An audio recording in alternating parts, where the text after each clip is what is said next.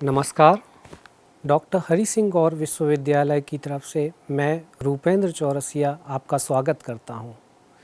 मैं यहां पर विश्वविद्यालय में जो प्रवेश प्रक्रिया है, एडमिशन प्रोसीजर है, उसमें विद्यार्थी प्रवेश फॉर्म भरते समय जो त्रुटियां करते हैं, उस त्रुटियों के बारे में आपको अवगत कराना चाहता हूं, जिससे जो अभ्यर्थी हैं वो त्रुटियां ना करें और प्रवेश प्रक्रिया में कोई विघ्न ना आए।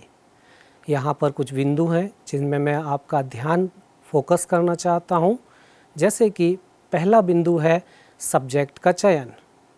जब अभ्यर्थी CUET फॉर्म भरते हैं तब जो प्रोग्राम लेना चाहते हैं, वो जो कोर्स करना चाहते हैं वो विश्वविद्यालय से, उस प्रोग्राम और कोर्स में कुछ सब्जेक्ट निश्चित किए गए हैं जिनका टेस्ट देना अनिवार्य होता है। जैसे कि उदाहरण यदि मैं लेता हूँ BA LLB, तो BA LLB में 3 सब्जेक्ट का चयन करना ज़रूरी होता है। पहला जो आपकी लैंग्वेज टेस्ट है, दूसरा लीगल स्टडी और तीसरा जनरल टेस्ट। यदि आप ये तीनों सब्जेक्ट लेते हैं तभी आप BA LLB में प्रवेश कर सकते हैं। उसी तरह हर प्रोग्राम के सब्जेक्ट निश्चित किए गए हैं जो कि आपको वेबसाइट की ब्राउज़र में मिल जाएंगे। ब्राउज़र कैसे एक्सेस करना है मैं आपको यहाँ बताता हूँ। आप हमारी वेबसाइट को ओपन करने के लिए URL में dhsgsu.edu.in टाइप करिए। टाइप करते ही हमारी विश्वविद्यालय की वेबसाइट ओपन हो जाएगी, जहाँ पर आप एडमिशन के अंदर एडमिशन प्रोसीजर में क्लिक करेंगे। एडमिशन प्रोसीजर में यहाँ पर आपको लिंक मिलेगी जहाँ से आप PG के ब्राउज़र या UG के ब्राउज़र ओपन कर सकते हैं। जैसे कि मैं यहाँ पर UG का ब्राउज़र ओपन कर रहा हूँ। UG के ब्राउज़र में क्लिक किया, यहाँ पर आपको एक PDF दिखाई देगी। इस PDF को स्क्रॉल डाउन किया मैंने।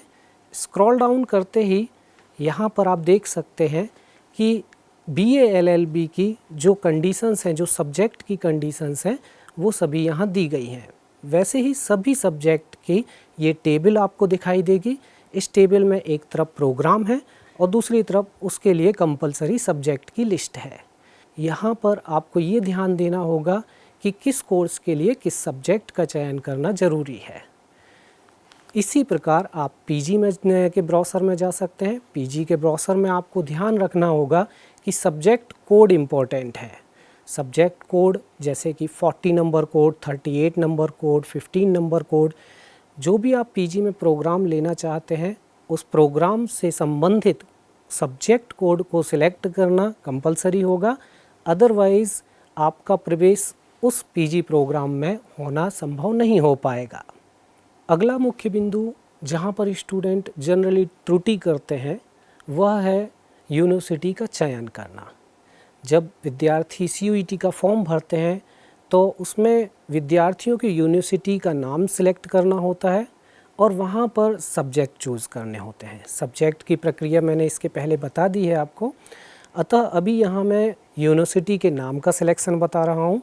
जब आप ड्रॉप डाउन से सिलेक्ट करते हैं तो आप डॉक्टर हरि सिंह गौर विश्वविद्यालय ड्रॉप डाउन में सिलेक्ट करिए और उसको ऐड बटन एक साइड में होगा ग्रीन कलर का, उस ग्रीन कलर के ऐड बटन में क्लिक करिए, जिससे डॉक्टर हरि सिंह गौर विश्वविद्यालय एक टेबल में ऐड हो जाएगा।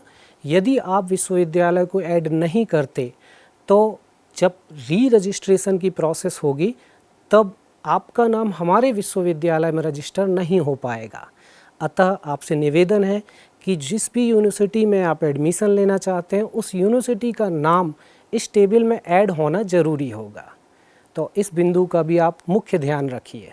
अगला मुख्य बिंदु यह है कि यदि आप किसी कैटेगरी को बिलोंग करते हैं जैसे कि SC, ST, OBC और उसका यदि आप फ़ायदा लेना चाहते हैं तो जो फॉर्मेट है सर्टिफिकेट का वो सेंट्रल फॉर्मेट होना चाहिए, ना कि स्टेट फॉर्मेट। स्टेट गवर्नमेंट के फॉर्मेट को कई जगह एक्सेप्ट नहीं किया जाता। अतः आपसे निवेदन है कि सेंट्रल गवर्नमेंट के फॉर्मेट को ही सबमिट करें आप। यदि आप EWS कैटेगरी में को बिलोंग करते हैं तो EWS सर्टिफिकेट जो होता है वह फाइनेंशियल ईयर के अकॉर्डिंग बनाया जाता है। तो आप श्योर हो जाइए कि वो जो सर्टिफिकेट आप सबमिट कर रहे हैं वो करंट फाइनेंशियल ईयर का है या लेटेस्ट है। यदि लेटेस्ट सर्टिफिकेट आप सबमिट नहीं करते तो शायद EWS का जो फ़ायदा आपको मिलना चाहिए रैंकिंग में वो नहीं मिल पाएगा। जब आप CUET का फॉर्म भरते हैं तब आपको यह भी ध्यान रखना ज़रूरी है कि आपकी आधार इन्फॉर्मेशन प्रॉपर उसमें भरी जाए, क्योंकि एडमिशन के बाद भी इस इन्फॉर्मेशन का यूज़ होता है। अगला मुख्य बिंदु मैं यह आपको बताना चाहता हूँ कि जब आप फॉर्म भरते हैं तब मोबाइल नंबर और ईमेल आप अपना डालिए, ना कि किसी दूसरे का। कई बार कुछ लोग होते हैं किसी बाहर आउटलेट में जाके फॉर्म भरवाते हैं, वहाँ से आप जब फॉर्म भरते हैं तो भी आप अपनी इन्फॉर्मेशन उसमें डलवाइए, क्योंकि जब आप उसका पासवर्ड भूल जाते हैं फॉर्म का, जब एप्लीकेशन आपसे ओपन नहीं होता, तब यदि आपका मोबाइल नंबर और ईमेल उसमें पड़ा होता है तो उसको आप रीसेट कर सकते हैं। अदरवाइज़ इसकी इन्फॉर्मेशन, इसके क्रेडेंशियल्स आप रीसेट नहीं कर पाएंगे।